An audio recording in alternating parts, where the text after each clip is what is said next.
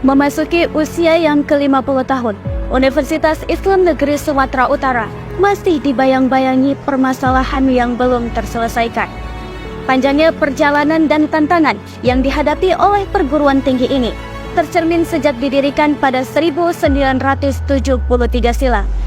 UINSU yang kini memiliki 4 kampus aktif dan 8 fakultas dengan visi misi yang amat baik. Namun, di balik fenomena perayaan ini, agaknya mahasiswa memiliki satu kesibukan lain selain menuntut ilmu, yakni menuntut aksi petinggi birokrat bersandingkan solusi yang semoga tak hanya menjadi ilusi. Di usianya yang setengah abad ini, UINSU masih dihadapkan pada berbagai pekerjaan rumah yang belum tuntas. Kritik dan harapan dari mahasiswa merefleksikan keinginan mereka akan sebuah perubahan yang signifikan.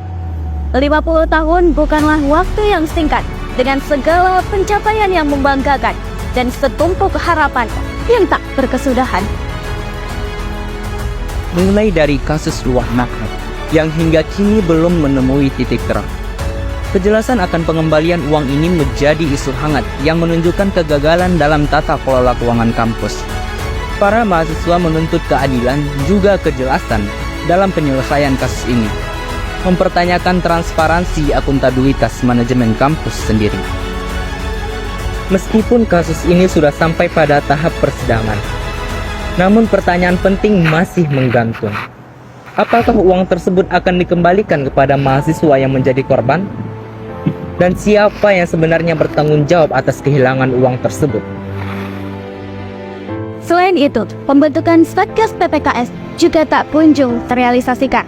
Mahasiswa hanya dapat menghela nafas menantikan janji-janji reformasi konstitusional yang gencar dibicarakan. Harapan tumbuh ketika dinyatakan Satgas PPKS akan dibentuk tidak lebih dari Agustus 2023 oleh Kepala PSGA sebelumnya. Namun, sangat disayangkan, kendala teknis dan periode transisi kepemimpinan UINSU telah membuat pengunduran akan proses pembentukan ini, sehingga diperoleh keputusan akhir dengan dibentuknya Satgas PPKS tidak lebih dari Desember 2023. Dalam usahanya menjadi Smart Islamic University, UINSU mengadaptasi nilai-nilai modernisme dalam pendidikan Islam. Namun evaluasi yang diperlukan harus memfokuskan pada penerapan teknologi dan pencapaian pembelajaran yang lebih efektif tanpa mengurangi integritas nilai-nilai keislaman. Namun realitasnya, fasilitas yang terbatas menjadi sebuah hambatan besar dalam mencapai visi tersebut. Tentu, usaha perbaikan infrastruktur telah dimulai. Namun kendala teknis dan ketidakpastian dalam pelaksanaannya menyulut kekecewaan. Meski sudah ada janji yang dilontarkan untuk memperbaiki situasi ini, kapan dan bagaimana implementasinya menjadi sebuah tanda tanya besar bagi kita. Selain itu, partisipasi mahasiswa melalui organisasi seperti SEMAU dan DEMAU adalah cerminan demokrasi kampus.